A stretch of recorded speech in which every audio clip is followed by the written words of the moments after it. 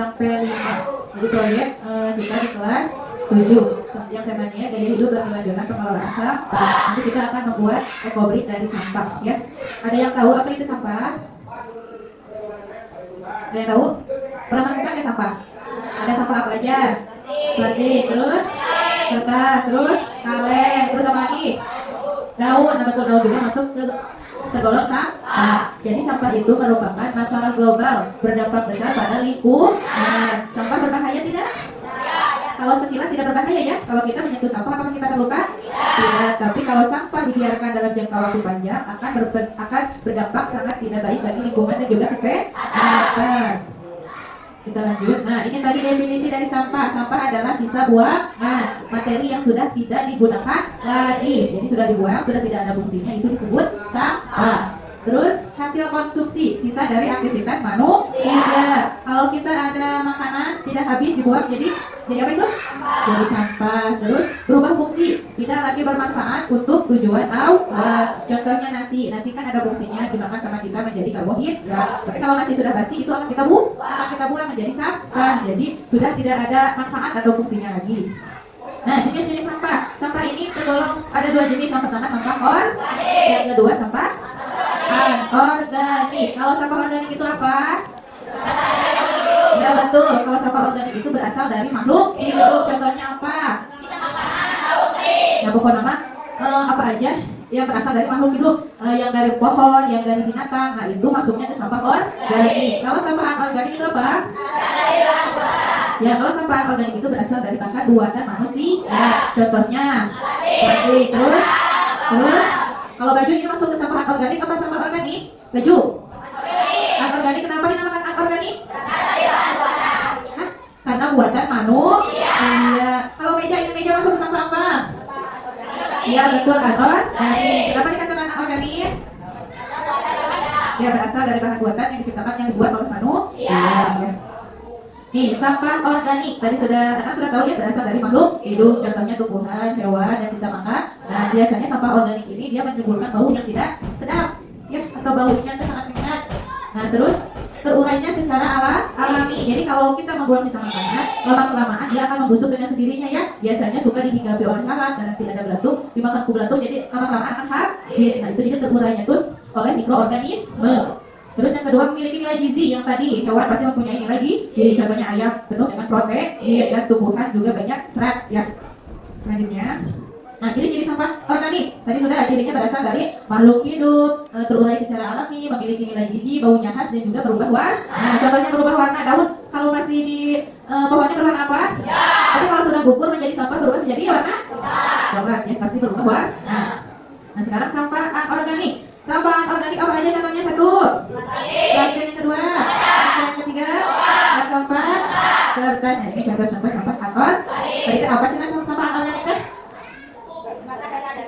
Ya, buatan manusia. Ciri-ciri sampah anorganik tidak terurai secara alami. Nah, kalau yang organik mah terurainya secara alami oleh mikroorganisme. Tapi kalau sampah anorganik kayak plastik, bisa nggak terurai oleh belatung? Bisa nggak? Kira-kira belatung biasa dengan gigit mana plastik? Mana kaca? Tidak ya. Jadi sampah anorganik ini tidak bisa terurai secara alami. Terus dari bahan sintetis atau mineral. Yang ketiga, bentuk tetap tidak berubah bentuk dengan mudah. Ini contohnya bila kita dalam membuang sampah botol dibuang. Sebulan, 2 bulan, setahun kira-kira berubah apa botol itu? Awalnya bentuknya akan terus seperti itu, seperti botol, jadi tidak berubah bentuk.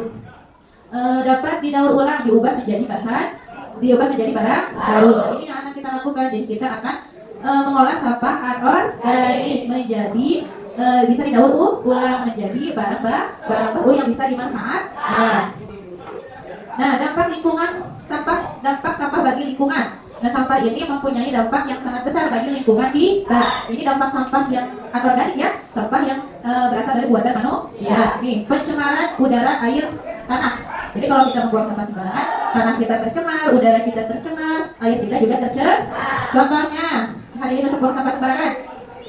Contohnya Ilyas, buang sampah terus sembarangan di lingkungan bumi nak. Di panggilan bumi hasil bisa sampah plastik. Ilyas tanam cengek dirinya, kira-kira cengek kita subur moal.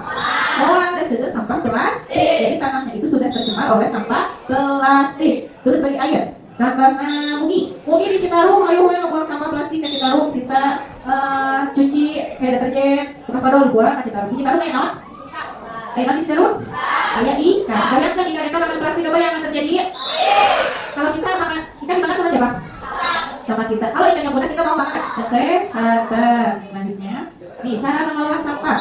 Jadi sampah yang anorganik ini bisa kita kelola dengan baik ya, supaya tidak menghasilkan dampak yang sangat buruk bagi lingkungan kita. Yang pertama, pengumpulan. Jadi sampah anorganik itu dikumpulkan, terus sudah dikumpulkan, memilah mana yang sampah organik, mana sampah yang anorganik supaya bisa didaur ulang. Terus pengolahan, mengolah sampah menjadi kompos atau daur ulang. Kalau sampah organik bisa dikelola menjadi kompos. Apa itu kompos? Jadi kompos pupuk. Kompos itu adalah pupuk buat tanah. Nah, jadi sampah. Oke, selanjutnya materi selanjutnya yaitu Bapak akan memutarkan video tentang sampah. Perhatikan ya.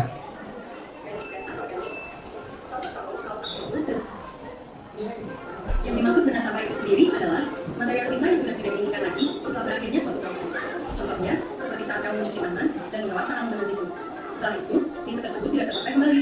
Secara umum, sampah dibagi menjadi dua kategori, yaitu sampah organik dan anorganik. Sampah organik adalah sampah yang mudah membusuk atau dapat terurai dengan sendirinya, seperti sayuran, daging, buah-buahan, atau kita sering menyebutnya dengan sampah dapur. Selain itu juga daun-daun kering, ranting pohon, hingga kotoran hewan termasuk dalam kategori sampah organik. Sedangkan sampah anorganik adalah sampah yang tidak dapat membusuk. Dengan kata lain, membutuhkan bantuan orang lain untuk dapat mengolah sampah anorganik. Contohnya, bekas air mineral, kantong plastik, kaleng, kaca, dan lain sebagainya. Selain kedua jenis tersebut, terdapat juga jenis ketiga, yaitu B3E, atau yang dikenal dengan bahan berbahaya dan racun. Biasanya sampah yang termasuk dalam kategori B3 ini adalah pembersih lantai, karpet, poli, baterai, aerosol, hingga bahan kimia, dan lain sebagainya. Alasan utama barang-barang tersebut termasuk dalam sampah B3 adalah karena beracun, mudah terbakar, atau mudah meledak. Sudah siapkah kamu memilah sampah? Jika kamu suka video ini, jangan. Nah, dari hasil video tersebut itu akan menjelaskan tentang sampah organik dan sampah anorganik. Nah, satu lagi yang ketiga ada B3. Ada B3. Nah, yang pertama sampah organik. Sampah organik itu adalah sampah yang bisa membusuk sendiri. Contohnya apa? Sayuran, daging, buah-buahan. Itu sisa makanan dapur. Itu contohnya sampah organik yang bisa dimanfaatkan buat apa? Menanam sayuran. Kalau sampah anorganik itu apa tadi? Botol plastik, itu botol aqua, kaca, terus kaleng. Itu bisa didaur ulang kita? Bisa dimanfaatkan ya. Contohnya dibuat apa? Kalau dari botol aqua dimanfaatkan untuk apa? Untuk pot, bisa ya. Kaleng juga bisa.